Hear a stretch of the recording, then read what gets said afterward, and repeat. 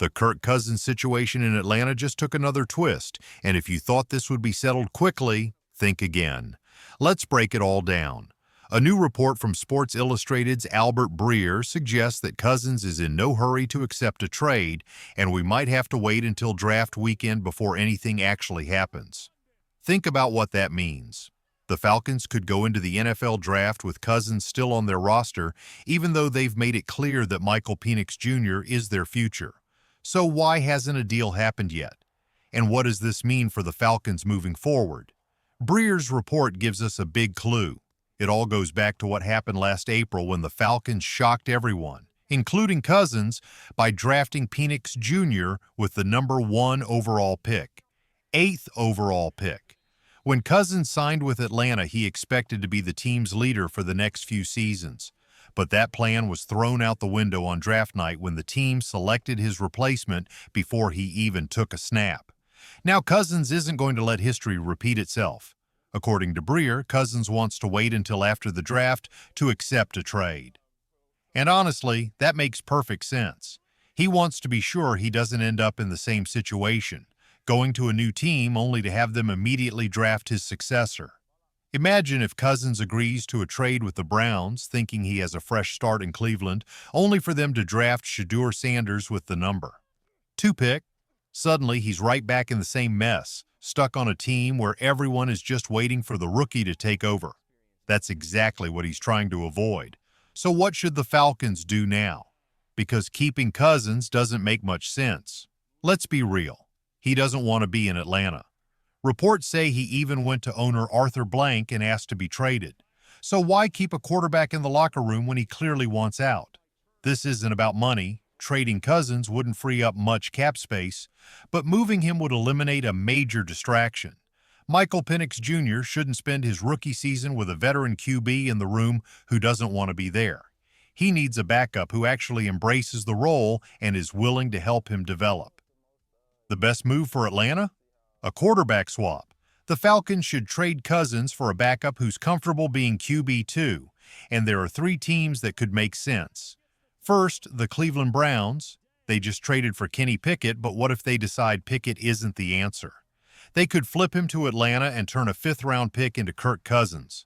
That way, Cousins gets a shot at starting, and the Falcons get a backup without locker room drama. If not Cleveland, what about the New York Giants? Let's say Aaron Rodgers signs with the Steelers and Russell Wilson picks Cleveland. That would leave the Giants scrambling for a quarterback. Would they really feel confident with just Jameis Winston and Tommy DeVito? Maybe not.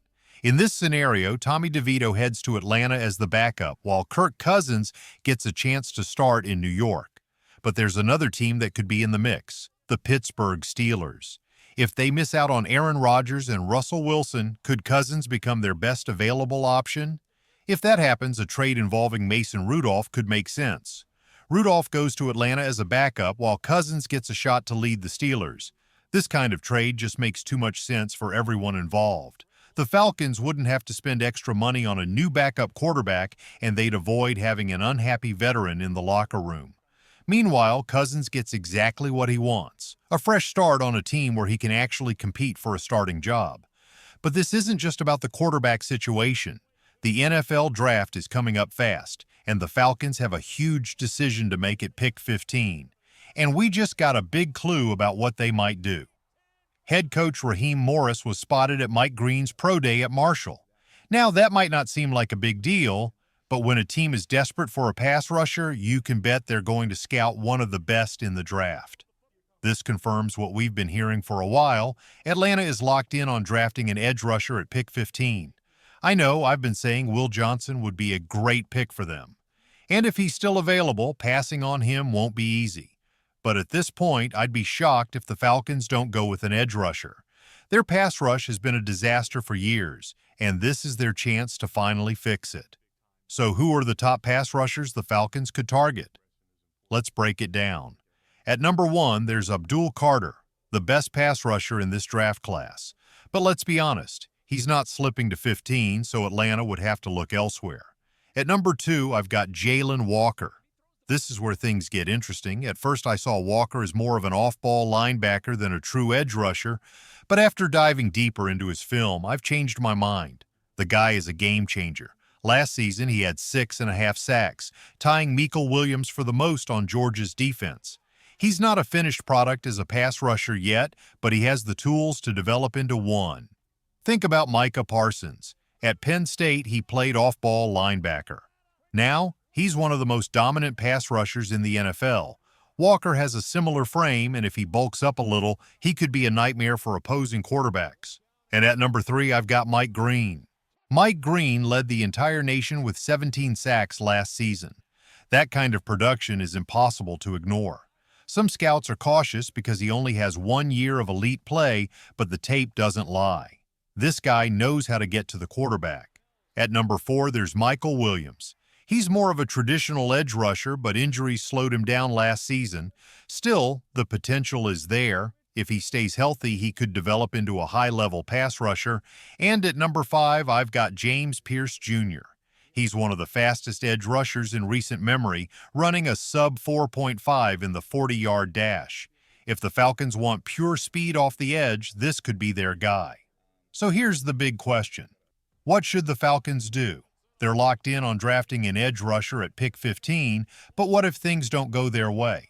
If Abdul Carter, Jalen Walker, and Mike Green are already off the board, should Atlanta reach for a lower-ranked pass rusher or make a move, either trading up or down to land the right player? Moving up would likely cost them a second-round pick or even a future first-rounder. But if GM Terry Fontenot and head coach Raheem Morris believe that one elite pass rusher could transform this defense, they might have to pull the trigger. On the other hand, trading back into the 20s could still land them a solid pass rusher like James Pierce Jr. or Michael Williams while adding extra draft picks. Teams like the Cowboys, pick 24, Dolphins, pick 21, or Chiefs, pick 32, might want to trade up, giving Atlanta a chance to capitalize. But here's the wild card.